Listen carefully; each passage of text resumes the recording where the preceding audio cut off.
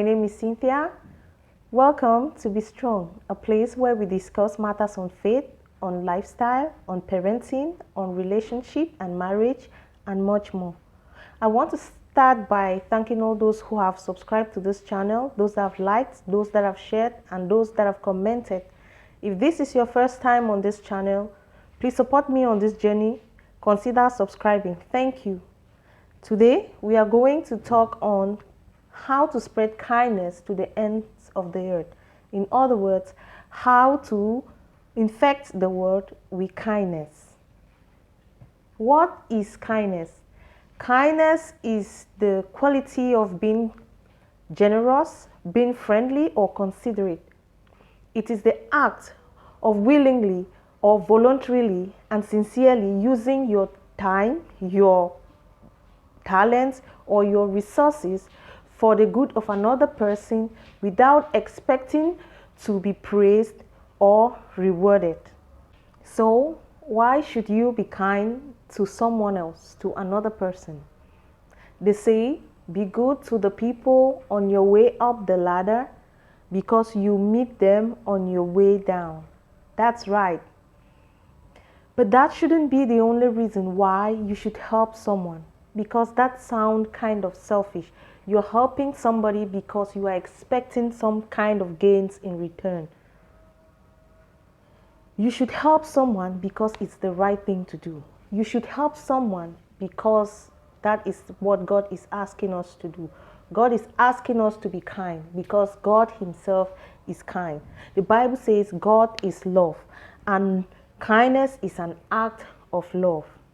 The Bible says in the book of Proverbs 3:27-28, whenever you possibly can, help those in need. And do not tell your neighbor to come tomorrow or to wait till tomorrow if you can help him now.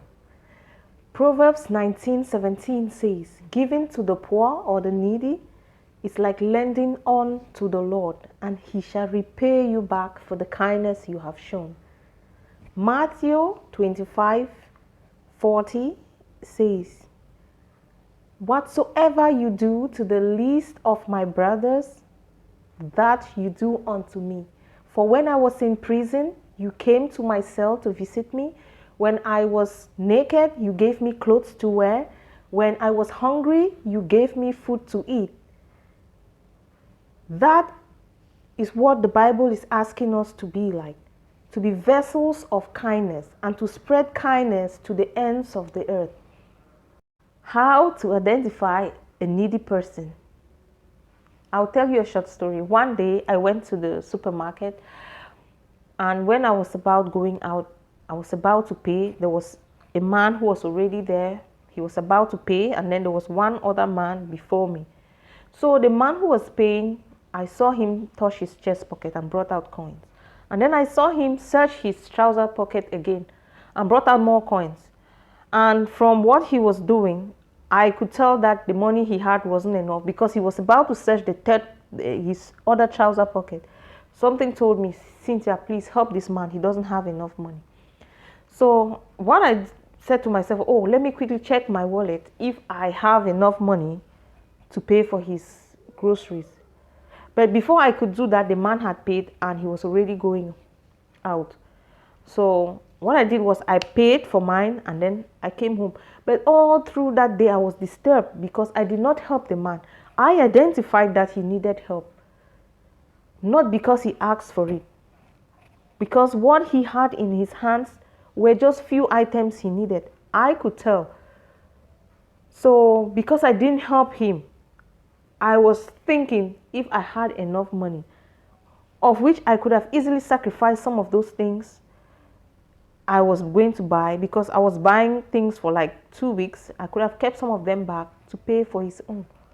Helping someone doesn't mean you have too much money or you have money to throw away. It's a bit of a sacrifice. You can sacrifice something that you need for yourself because you've seen that someone else needs it more. So that's how you can identify a needy person. I want to use another short story to tell you how to identify a needy person.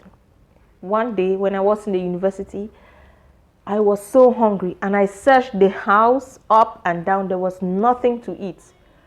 I was super hungry. And what I had on me was just 25 francs. That's all I had. And the only thing 25 francs could get me was 2 blockades. 2 blockades. Blockade is actually a bread of about this size, about twice the size for 25. About twice the size for 25. So because I was big and I was ashamed to go to the store to buy blockade for 25, first reason was because it was a younger person selling there in the store, and during the afternoons what they do is they close the store, and if you want to buy you have to call out and somebody will come out of their house to come and sell. How can I go and call out somebody to come and sell blockade to me for 25? So I decided to call my neighbor's 5-year-old child to send him to the store. So I said, Jephthah, go to Mami Nadine and buy me blockades. I gave him the 25 francs. He went. I was very hungry. I was impatiently waiting for him to return, and he was taking long. So I decided to go and check. So I went to the front of the house and I stood and saw him coming from afar. So I waited. When he was approaching me, I said, hey, let it not be that he's eating my blockades. So I walked towards him and saw that he had eaten 1.5 of that blockade.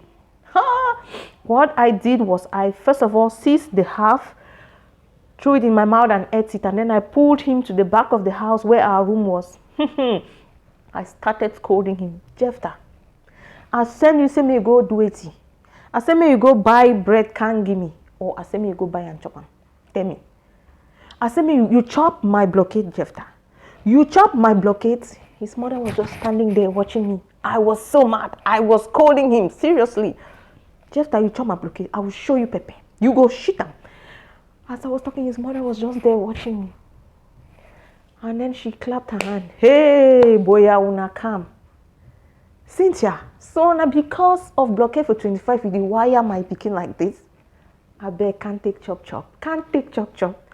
So Mommy Jephthah, you know if you understand. So she called me and gave me food. So that's how you can identify someone who is needy, okay? Now thinking about the story in hindsight is very, very funny.